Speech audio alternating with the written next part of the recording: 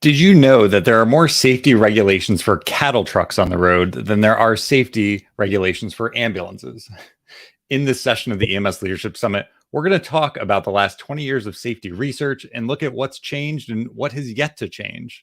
Hi, I'm Robbie McHugh, your co-host of today's summit.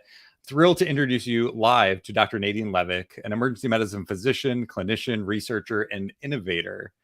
She is joining us from around halfway around the world. She's fluent in the world of healthcare delivery, science, engineering, technology, and that's what you're going to get today.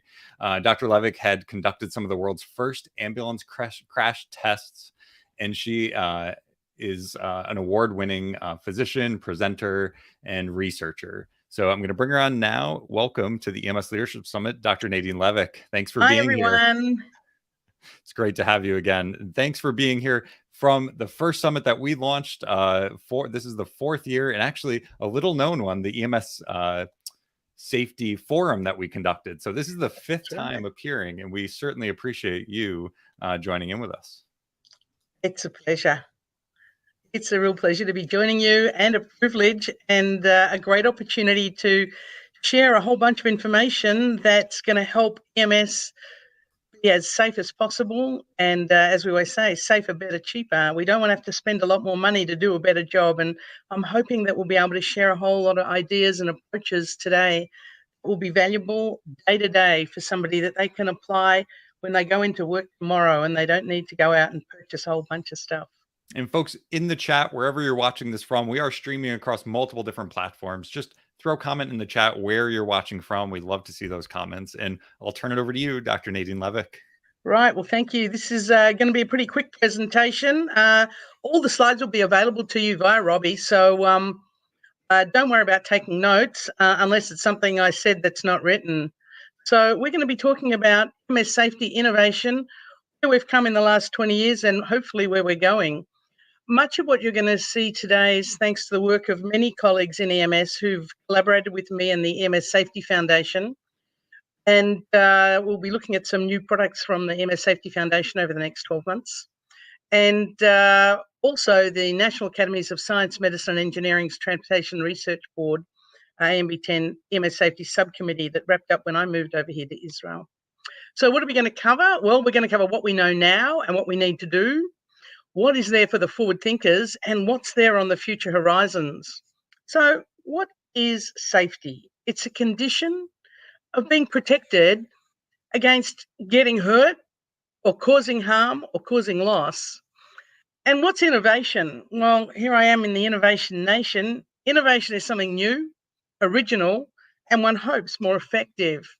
And really, the future is now. We've got an enormous amount, particularly in the last 2 decades, that we really are going to be able to apply. And as we look to the future, there's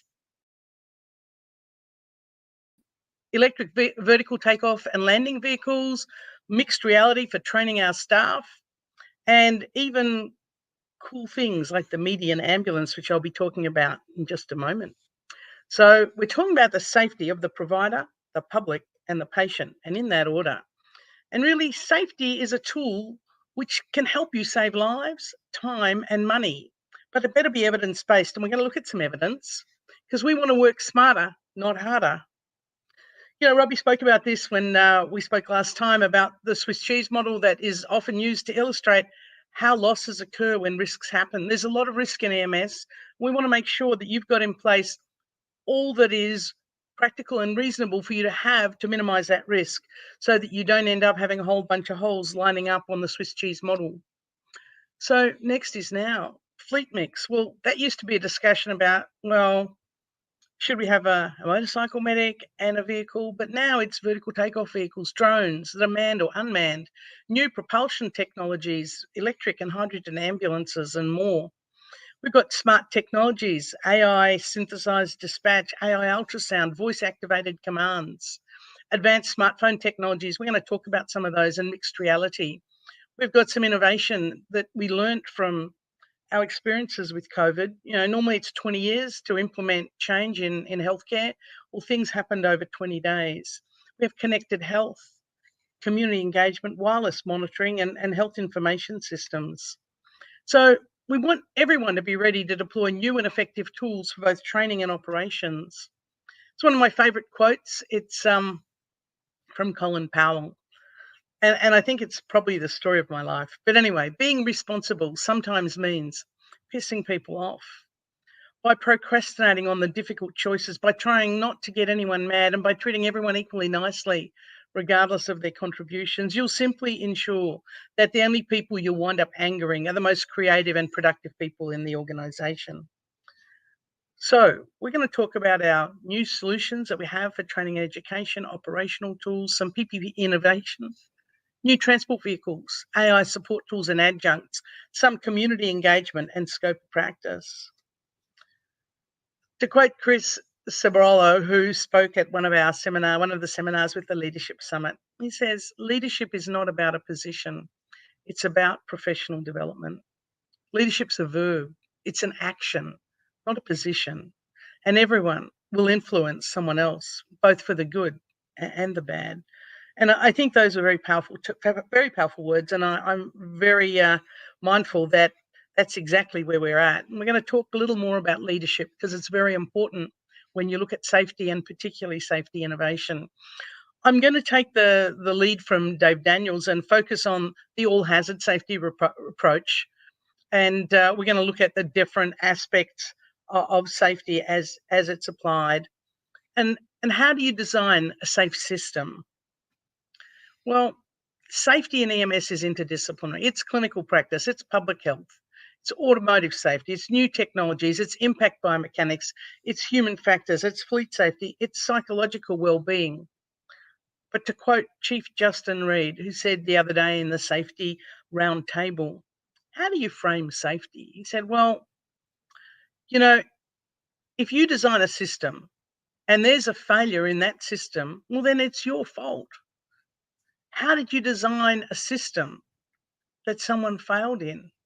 They failed in the system that you designed. And that totally changes the way you frame a problem, and it really enhances the process to build a solution. There's no longer the blame on the failure of a provider. It's like, how was the system designed such that it was possible that someone could fail?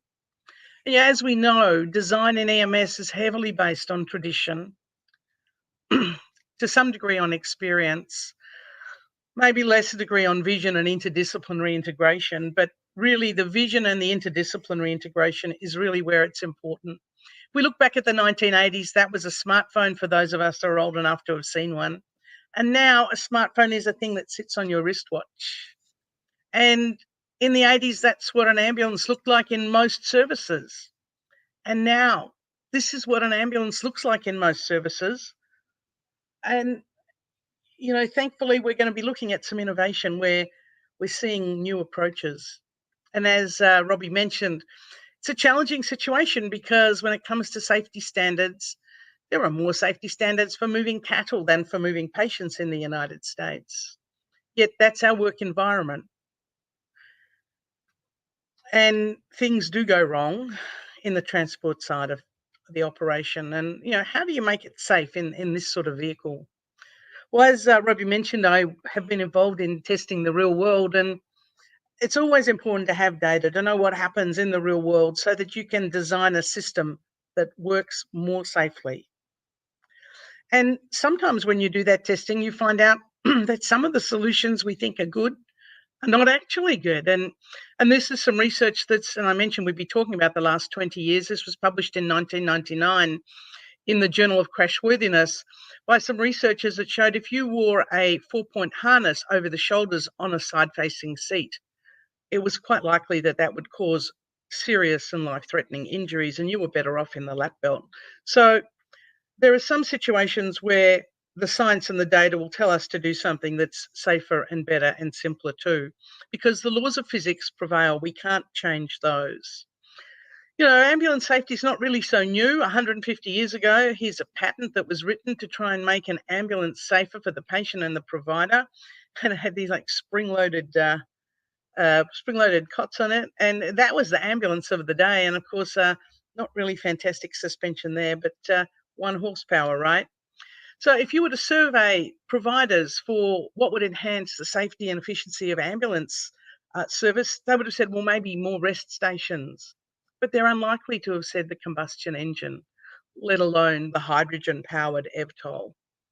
And to quote David Daniels, who I quote often, he says, it's easier to remember than it is to imagine. And he's right. It's really hard to imagine, but there are people that do, and we should stop and listen to what they're saying. You know, if we look at the safety timeline of EMS, we really didn't know it was an issue in the 60s and 70s.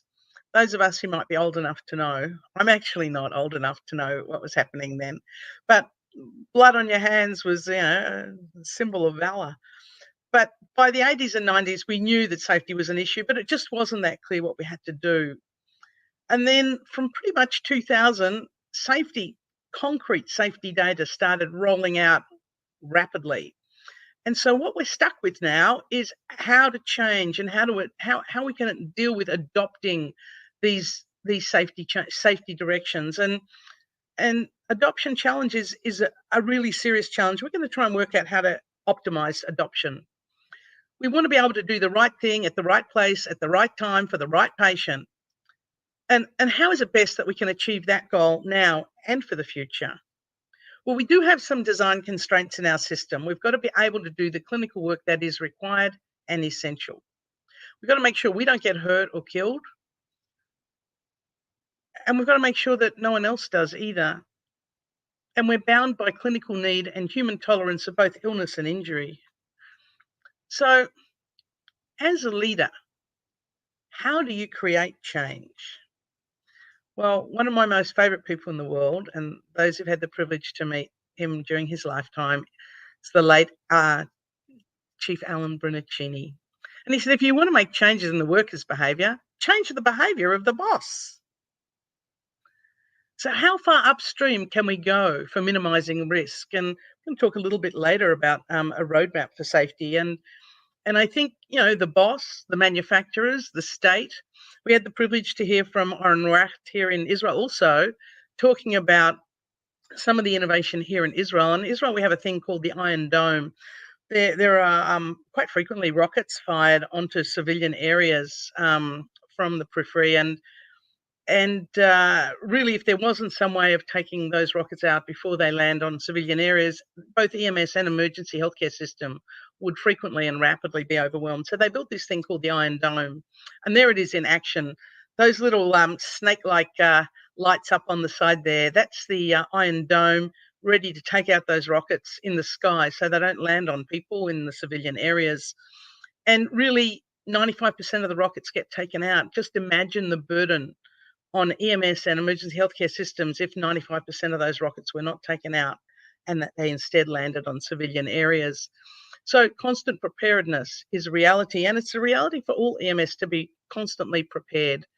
And I live not very far from where those rockets land. As a matter of fact, one landed very close by my house just the other day. So today's challenges, big challenge is doing what we already know works. Big challenge. Adopting new technologies and practices that augment EMS performance, and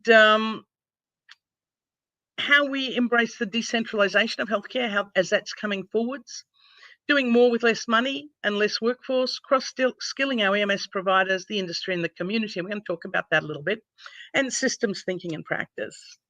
So we're going to spend a bunch of today talking about innovation, and but before I do, I'm going to quote another favourite. This is from Joe Borgraf, who is one of EMS's great innovators.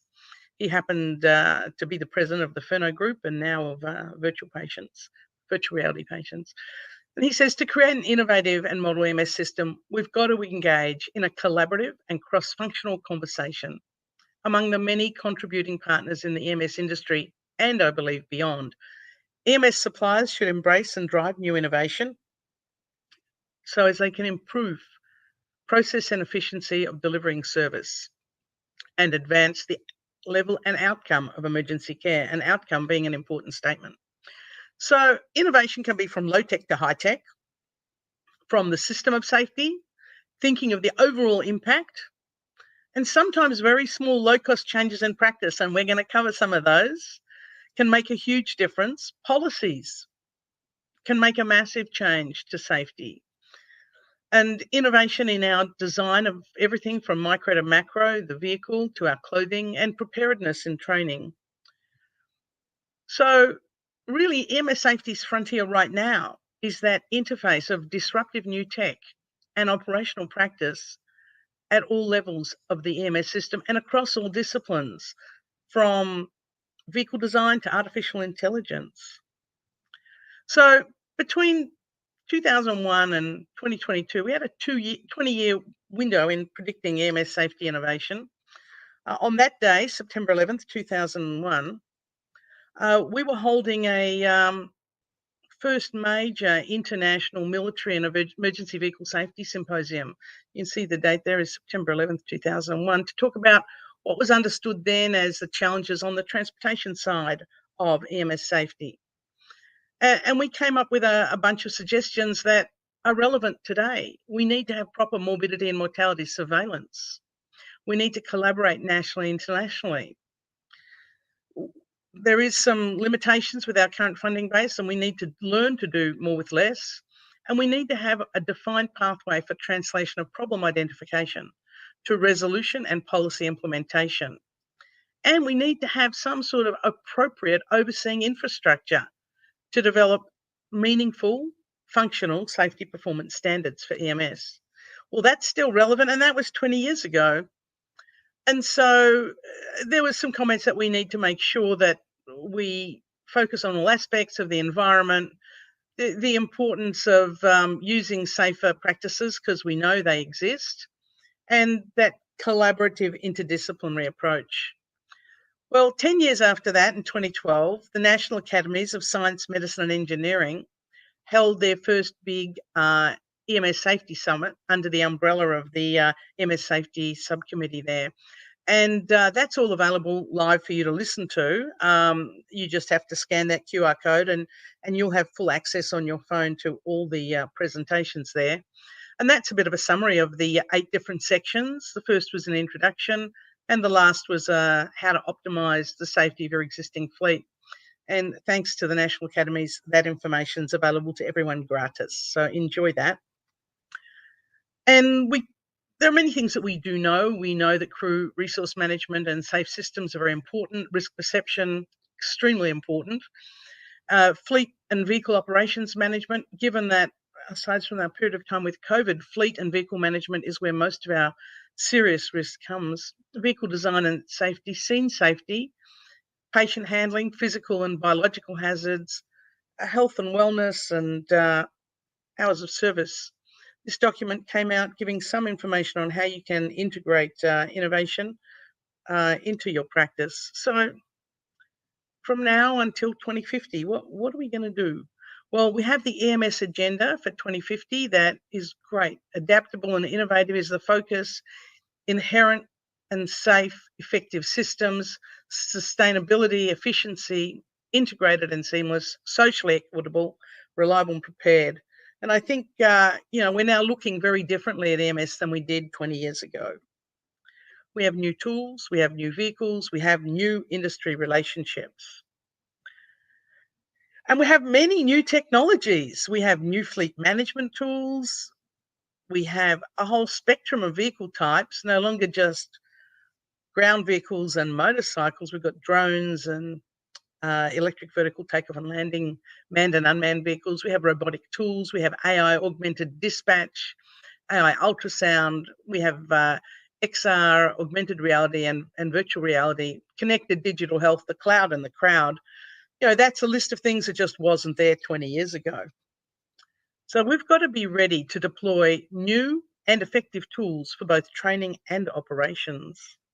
And our goals are really to do a better job that's safer and cheaper too. So I'm going to talk briefly about risk perception and communicating risk. I happened to be in New York during Sandy, part of the New York Medical Volunteer Service. I look at these 2 diagrams, I'm thinking, well, yeah, New York's in the red bit in the red diagram. It's sort of not in the white bit in the other diagram, but I'm a doctor. This is not the sort of communication of information that I'm accustomed to. And it didn't really help me with my risk perception, except that things didn't look so good in the left-hand diagram in New York and Philadelphia. But I love that diagram. It meant that I had to take an action. It was a diagram that helped me understand that I had to take action. I was in trouble there. So communicating risk in EMS is the same. We've got to use communication modalities that are functional and meaningful to the end user. I'm not going to present a lot of data because data is really not the core of what we're talking about today, but I am going to present this. A medic's career lasts as long as his back does, to quote a colleague of mine. An ambulance crash is the most likely cause of an EMS occupational fatality, aside from 2020 and 2021 when COVID took over. And violence and PTSD are an increasing EMS burden. So we've got to remember that EMS, it's a system, and the overall balance of risk involves the safety of everyone in the EMS system as well as the public. We've got to have systems of safety for dispatching vehicles, for getting you, your patient, and your equipment to, in, and out of the vehicle. Scene safety, providing care inside a vehicle. Occupant protection in near-miss situations, biological and chemical hazards, personal and psychological safety, and public safety. And that's just a little cartoon to illustrate, every environment that we have our providers in the one patient call is a different environment. And we need to make sure that we design a system of safety to address all of that. We want to work smarter, not harder. So I'm going to talk a little bit about the Gartner hype cycle because we're talking about innovation, and I think this is a great way to frame innovation. So on the axis up there, we've got the expectation height on the vertical axis. On the horizontal axis, we've got time. And different things require different amounts of time to be deployed, but the first thing is an innovation trigger. And then it goes up to the peak of inflated expectations. Then it falls down into the trough of disillusionment, moves up the slope of enlightenment and into the plateau of productivity. So let's have a look at 2017. So we've got a bunch of cool things there. So interestingly enough, augmented reality had slid down the trough of disillusionment, whilst autonomous vehicles were up there in the peak of inflated expectation. And as we move, virtual reality is sliding up the slope of enlightenment. And that was 2017. Well, virtual reality is now mainstream in many education systems. So if we come forwards to 2022, we start seeing things that are causal AI, digital humans, and many different ways of approaching innovation that didn't exist then. This is a really fabulous tool for anyone who wants to have a sense of where emerging technologies and trends are occurring and what to be looking out for. And this is also from Gartner, and this is a 2021 profile on some of the different aspects of emerging technologies and trends that we should be looking out for, whether they relate to productivity, business enablers, or interfaces and experiences. They're all relevant to EMS. And this is a great roadmap for 2021 through to 2023 on emerging technology roadmap for mid-sized enterprises. And it covers many of the different types of technologies that are relevant to what we're doing in EMS. And I don't have the time right now to go into all the details of that, but clearly extremely relevant to our environment. So some real-world answers to real-world questions. What policies offer the safer system? How do I get my team to address safety issues? What features will enhance the safety of a new vehicle purchase? What's the optimal loading height to protect my back and my colleagues' back? What colour scheme do I want on my vehicles and clothing to make it safe? Why don't all stretchers have lights? Do we need helmets, and if so, which one? And what data should I collect when something goes wrong, and how do I analyse it? We need to consider, where is the bang for buck in EMS safety? Where is the low-hanging fruit? Well, we actually know a lot right now about how to optimize safety and minimize risk. And we discussed some of these issues just before. The big challenge is, how are we going to apply them? Well, we know that certain things do work. Safety awareness, and we've talked about risk perception, cultural change, and safety leadership.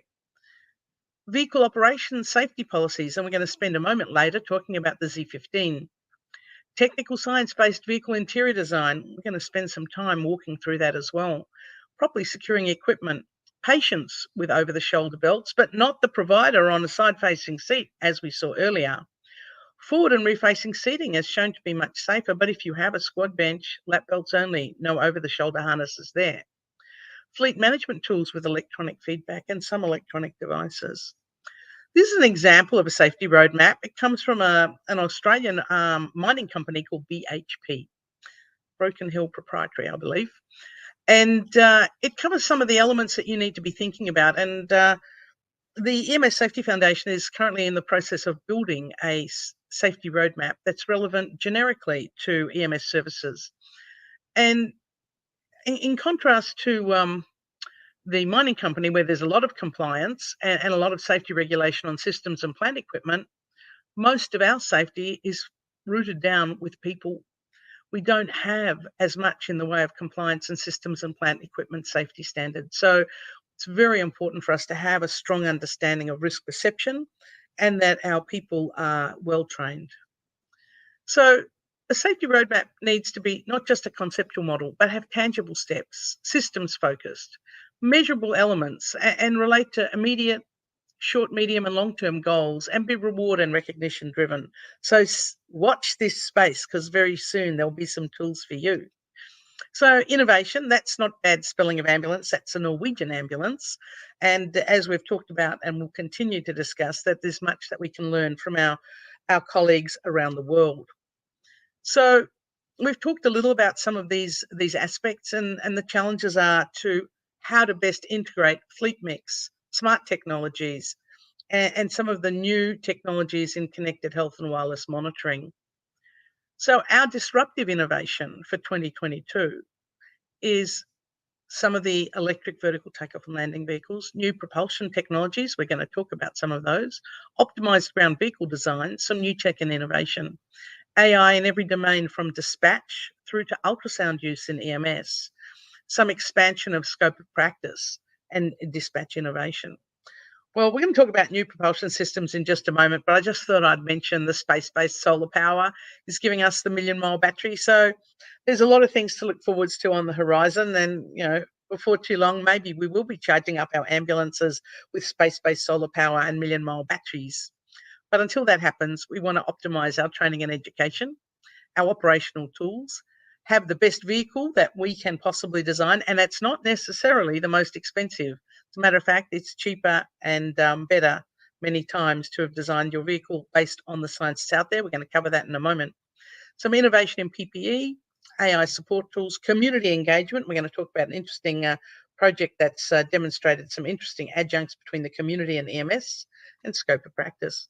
So when we look at EMS, it's very complex. There are many different disciplines involved, from educating the public to safety technologies to ergonomic research, protective equipment, many different dimensions. And it's probably one of the few areas where transport and the work environment and emergency services all have all those different disciplines involved. We really need to have standards for safety. Our policies must be based on science, and we must have databases to demonstrate outcome. So the best way to get there is to have great innovation, extensive collaboration, and solid knowledge transfer. So getting back to the comment earlier about the all hazards approach to EMS injury risks, and this is just on the side of the provider, there are physical, biological, physiological, psychological, environmental, and operational risks that EMS are exposed to. And what we're going to do is cover a bunch of the different approaches to innovation in each of those areas.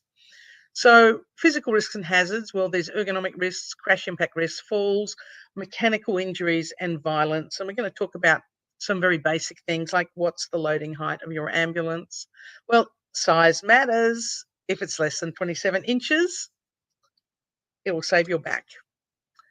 There are other challenging design-related human factors. You can't reach your equipment because the design is that it's put in a place that's hard to reach. Bad design.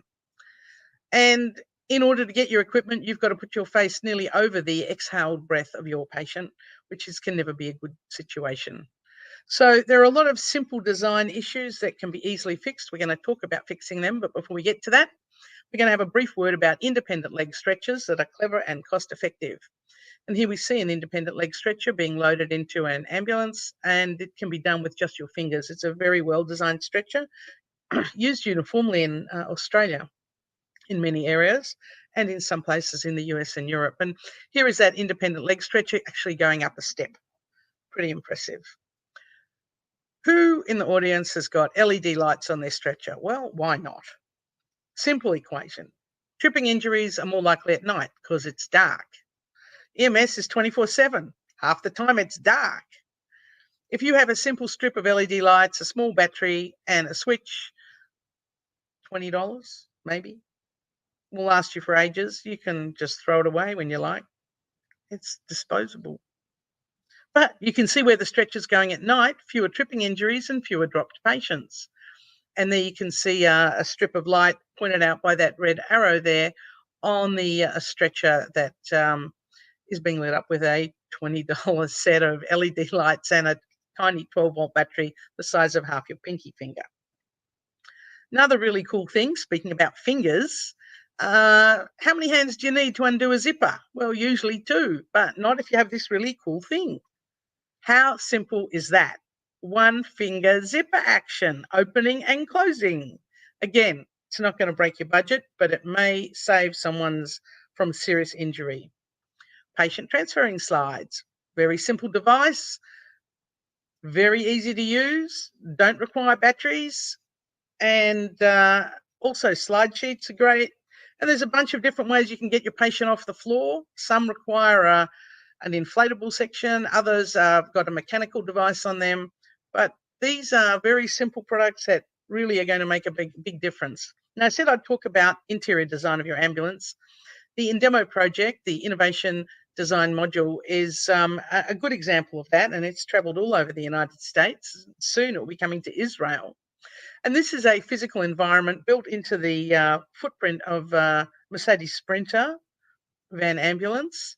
And it's designed to show you that you can reach your patient from your seated position and be properly and safely belted without being in a side-facing orientation on a squad bench. And also in the rear, you can see a rollout pack. We used to use those with the Royal Flying Doctor Service, still do.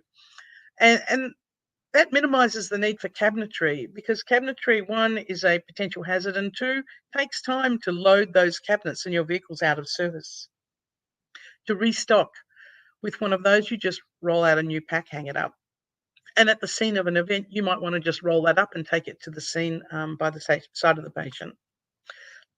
The other thing that we put into the InDemo module is that it's configurable. You might want to take out one of those seats and put in a second stretcher in the setting of a mass casualty situation. So the airplanes that we fly around in are all configurable. They can squash those seats up a little more than you like.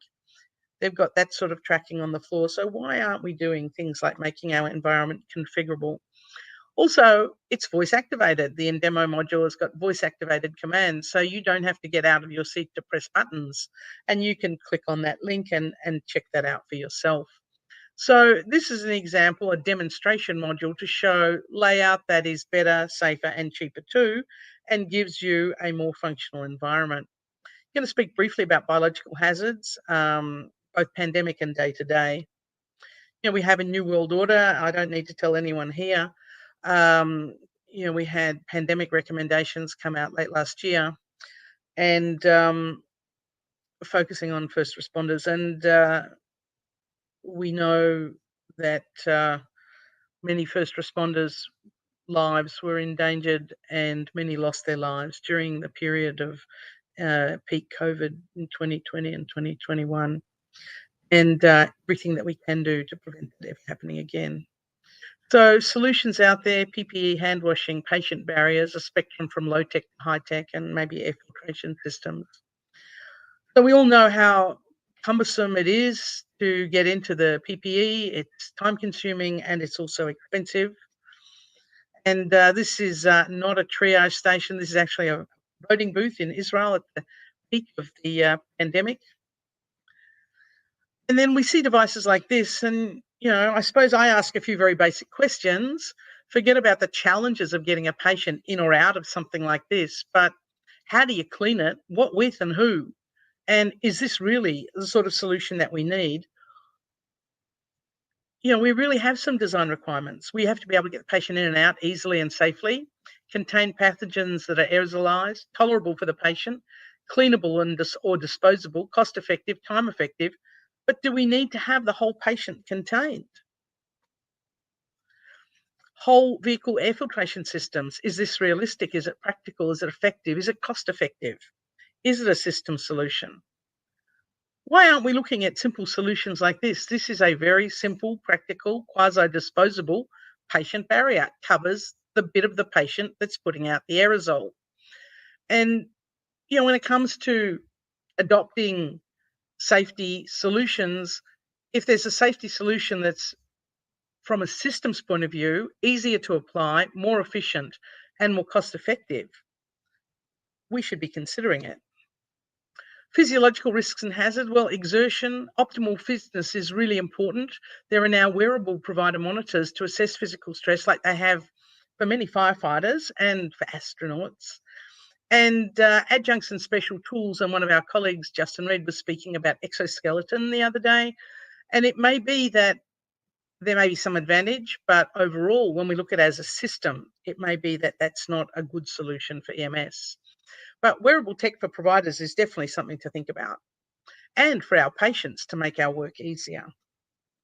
So psychological risks and hazards. Well, there's no question that, particularly as we've seen in the last few years, where providers were endangering themselves and their families by just going to work, there's a lot of stress involved in that environment, and as well as providing good solutions to be protected, also there should be preventative interventions and skills to manage stress and sleep deprivation, as well as early identification and early intervention with PTSD. Very cool project out of Australia was virtual reality training for violence prevention, so that you can have your staff exposed to a violent situation without having any harm exposed to them, and train people on early identification of a violent situation and providing them with strong tools and skills to minimize the risk. Environmental hazards, well, depending on where you are, Oren Wacht mentioned in his presentation, because of the warm temperatures in the southern area of Israel, that the ambulances are plugged into air conditioning at all times, even while they're not transporting patients. So thermal risk, heat and cold. Our colleagues in the Ukraine are now dealing with oncoming cold weather, chemical hazards and radiation, and we're starting to see some robots being developed and produced to identify chemical hazards in advance and radiation hazards in advance of providers entering an area. Operational challenges, well, there's a lot of ways we can optimize dispatch. We're even seeing some AI dispatch we're going to talk about in a moment. Policies and procedures. I'm going to give you some more information about the Z15 that we touched on briefly before. And how do we choose our fleet and our equipment so that we have the optimized fleet of vehicles for our environment? And how do we have a culture that is open to encourage awareness and focus on hazard and safety issues? And I take you back to Justin Reed's comment earlier, where it's the leader's responsibility that if they have built and designed a system and it has a failure, the failure is related to the design of the system, and the leadership have responsibility and accountability. So vehicle design and innovation, we're going to touch on some of that. We've already mentioned forward and rear-facing seating is much better for providing patient care and also safer for the providers. Innovative CAD, we're going to look at some innovative CAD that integrates ways, how we allocate our resources, fleet performance management, and feedback to driver performance in real time. And there are now some technologies out there that are interactive public alerts to notify nearby vehicles, passenger vehicles, that there is an emergency vehicle in the vicinity. There's a copy of the vehicle fleet standard. Safe Practices for Motor Vehicle Operations. It's produced by the ASSC, the American Safety Standards Organization, and it was updated most recently in 2017. And it's a standardized way of assessing the safety of your fleet. I'm just going to give you a little snapshot. So it covers safety programs, safety policies for fleets, responsibilities and accountabilities, how you recruit drivers, select and assess them, organizational safety rules, orientation and training, reporting rates and major incidents to executives and oversight. So no need to reinvent the wheel. That's a great example of a fleet management standard that everyone can access, can use, can utilize and adopt. I'm going to have a brief word about intersections, because intersections, when it comes to our fleet safety policies, there are a number of EMS organisations that will not run a red light. And the real world for an EMS vehicle approaching a red light is you think the oncoming vehicle heard you. You know they must have seen you. Maybe they heard you. Maybe they saw you, but there's no way humanly possible they could stop. And here's an example of that very scenario, showing in orange the perception and reaction time. That guy who has a green light and is traveling probably at 40 mile per hour, maybe more. So he's almost got his headlights into the side of your vehicle by the time he realizes he needs to hit the brakes. And then only then the vehicle starts stopping. So this is a very clear illustration of why we have really substantial morbidity and mortality at intersection crashes. As AJ Heitman says, whatever colour your vehicle is, if you run a red light, someone will be killed. And there's AJ standing there with Scott Craven and us at Retmobile. This is actually a few years back. And Peter Sefrin, who's the brainchild of Retmobile there also. It's a big EMS Woodstock in Europe. It takes place usually in May each year, except not during COVID. And about 25,000 people show up there, and we go along there and have a look at all sorts of things. And this was one fabulous example of new technology. It was an iPad-based platform that gave the EMS provider access to all sorts of information, everything from patient care to a map where the vehicle was going to vehicle performance parameters. And it was really cheap. And up above there, there's the old expensive clock, temperature that gave you none of that quality of information. But adoption is hard, and EMS services are still slow to adopt these sort of innovations. And here's another example of a vehicle interior, and it's showing you just what we saw before, forward and rear-facing seating for the providers, and everything that you need is by your right-hand side there. And even if you're a left-hander, you can still access that equipment very simply without getting out of your seat. And you also have a little panel in front of you with switches on it. So there is some very simple design out there that will optimize the safety of your vehicle that's cheaper, better, and safer. And here's another example just showing that right here again. And many of the vehicles that we saw at Retmobile had these features in them. So I'm going to spend a few minutes talking about some innovation in Israel, because that's where I am. And they say that Israel is the innovation nation, and I think they're right. So we have a basic government EMS service that's very sophisticated, a couple of other smaller services, but this one has an app that everyone has on their phone. You know, Israel's just about run off people's phones, but not only is it an app that has the patient's past medical history in it, so you have information, and the community all have this app. There's two apps the community all have. Well, there's three. There's this one, and there's the one for parking your car anywhere, and there's the one for where the rockets are going to land.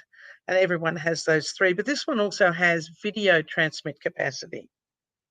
So there you are. You can actually transmit video of the scene directly to dispatch on your phone as a civilian, or the EMS providers also have this on their phone. So that video gets transmitted directly into the Magen David Adom dispatch. And also when it comes to training for casualty drills, none of this time wasted on moulage. They just print up some moulage T-shirts, and basically you do your mass casualty drill, out come the moulage T-shirts, everyone pops one on, and you're ready in minutes, cheaper, better, and probably safer. We also, Oren Wacht is intimately involved in the design of this unbelievably innovative healthcare simulation centre, opening actually this year. The date is wrong. So we want to focus on working, as I said, smarter and harder. We talked a little bit about fleet mix, whether it's in this day and age, a motorcycle, a gator, a bicycle, or even a Segway. And motorcycle medics have been shown to be better, safer, and cheaper than having only vehicle fleets. And we have about 500 motorcycle medics here in Israel, close to the same number of ground vehicles. We also want to avoid policy and practice that's ignorant of existing technical data. I showed you some crashed ambulances right at the start, and actually both of them were red. We know that red can't be seen easily in day or night, and that navy blue can't be seen easily in day or night, and that colours that can be seen easily during the daytime and nighttime are the very light blues, the light greens, the light yellows, and white. Why is it that we have navy blue uniforms and red vehicles? High visibility clothing, and this is a group of, I think, Italian providers at Retmobile who are clad in the sort of high visibility clothing that we now see in many EMS services around the world. Fleet telematics tools, we mentioned. Well, how much technology and data and what type do you need to improve fleet safety performance? And it may be that the 80-20 rule applies, that 80% of the information that you need comes from 20% of the data. So why invest in the other 80% of data that you don't need to make a decision?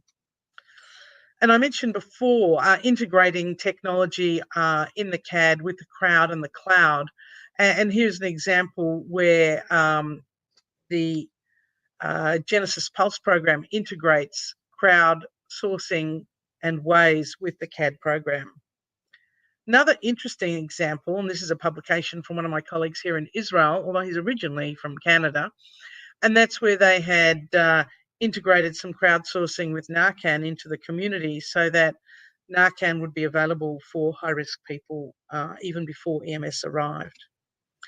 And another example of engaging the community, clearly we know, and this is a beautiful illustration from one of our colleagues in Copenhagen, that bystander defibrillation is going to give you the best possible outcome.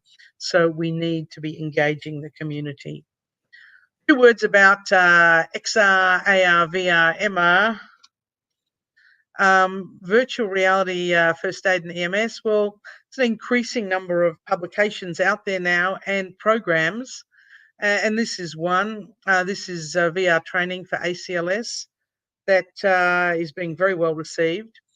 And here's some CPR training, another program, virtual reality and first aid training, another program out there. And we mentioned the violence training a little earlier. And this is a very innovative group that are using virtual reality for mass casualty response training, real response. And there they are doing a demo in Dubai of a mass casualty scenario in a hotel. And this is linked with performance evaluation, and a very innovative team there, also from Australia. So I want to spend a moment talking about next level virtual reality, and that scenario training that's authorable by you. You can design the scenario, sort of like do-it-yourself VR. Now, I have no technology background and just a doctor, but I've, with minimal support, been able to build some of these virtual reality platforms that are being now used in 87 institutions, and over 1,200 scenarios have been developed to date. So watch this space. And there's an example of my virtual reality patient that I created. I'm very proud of myself for having done that. So this is a very interesting tool, and it's real life training without real life consequences. Another interesting use of virtual reality as a design tool, and here we are, the EMS Safety Foundation at Retmobile, doing some work with one of the software platforms that is being used now for designing the interior of an ambulance. I'm going to spend a few of our last moments talking about propulsion systems in EMS and innovation. So back in the 1850s, as we said, it was horse and buggy and gasoline, diesel, electric, hydrogen, and other. So let's see what we've got. Well, new ambulances are being developed now on electric platforms. We deployed one here in Israel in 2017, And in March this year, they're being deployed in the United States. So there's our 2017 ambulance. And this is a Canadian electric ambulance development project underway since October last year. There's some design challenges. We've got to keep remembering paramedics are not automotive engineers, so we really want to make sure we've got all the disciplines involved. Otherwise, we're going to end up with the predictable issues and new propulsion, but old design mistakes. And a lot of empty space inside an ambulance is not going to make it safer or better or easier to treat your patient. Lightning Motors in 2022 have built this electric ambulance. And here we have the first all-electric ambulance deployed in March 2022 in New York. These folks are developing very smart electric motorcycles, and they've got gyrotech in them so they don't fall over. And this is a very interesting, innovative platform being developed here in Israel, the Automotive Electric Platform. It's a clean, energy-efficient, very low loading height platform that has perfect application for EMS. Let's spend a moment talking about hydrogen propulsion systems. So they're out there. Is it the propulsion system of choice? Well, we will find out. We're not sure yet. But it has been deployed in the United Kingdom. So a few words as we wrap up about autonomous vehicles and drones. These guys, I believe I first came across them in 2002, 20 years ago. And I was very impressed. They're real thought leaders, actually based out of Israel, just up the road from where I live. And they've now got an electric vertical takeoff and landing vehicle that is driven by hydrogen power. And that is it. And that's me taking a look at it, as you can see in the middle of COVID because I'm wearing a mask. But here is the here is the vertical takeoff and landing vehicle that is hydrogen powered that they are building out now. And they started looking at what the ideal applications for this are, where, when, what for, which medical conditions, and how to calculate the cost and risk benefit. So a few other interesting things out there. You might have noticed the EMS jet suit. I don't know that I'd want my hand that close to a 1,050 horsepower jet engine, but there you go. The guy who developed it, Richard Browning, did. I think... I think it only uploaded the first 200 slides. It didn't upload the last 25. That's an interesting problem, Robbie. Yeah. So I'm just going to take those down now, and we'll just upload the last 25. That's going to be a challenge for me, but I'll do it. So I'm going to speak to you a little bit about AI as we upload those last 25 slides. So we know that there's a little max out on that. That's a very interesting thing, but we will be fine. So artificial intelligence, now you get to see me do two things at once: change my slides and upload my new slides and talk to you at the same time. That's going to be very interesting. But I think I can do it. So, one of the things that Robbie did say to me was that there are always unexpected surprises when you do a program live.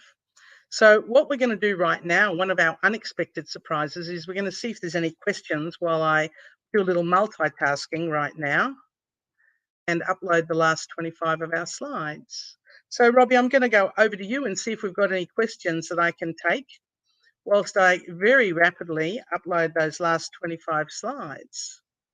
We have been also live tweeting, or trying to keep up with the live tweeting of all these different great innovations that you're mentioning. Last year, we had an opportunity to bring in the ambulance manufacturers, the company that were awarded a grant in Glasgow, actually, and they premiered the design of a hydrogen-powered ambulance. So it was fascinating to talk with the environmental engineers involved in it, the automotive engineers, and how they were, like you mentioned, like trying to get the input from the paramedics from a design and usability perspective, but also not relying on that. They they had automotive engineers talking about feasibility and a redesign. And so fascinating to look at the Glasgow ambulance. That's a hydrogen powered vehicle, and how safer they've actually made hydrogen power over the years, and It from the really, yeah, distribution facilities. it's very interesting. I was just speaking to one of the guys from Urban Aeronautics, and very shortly the slides will be uploaded. You'll be very proud of me having managed that. And I was asking him a little bit about what are the advantages of hydrogen power. I'm just going to pop my slides up because we're back in business now. Phew, that was a tight call. So we were just chatting about autonomous vehicles, and I mentioned this company here. And I'll just take you forwards to where we were on our slides.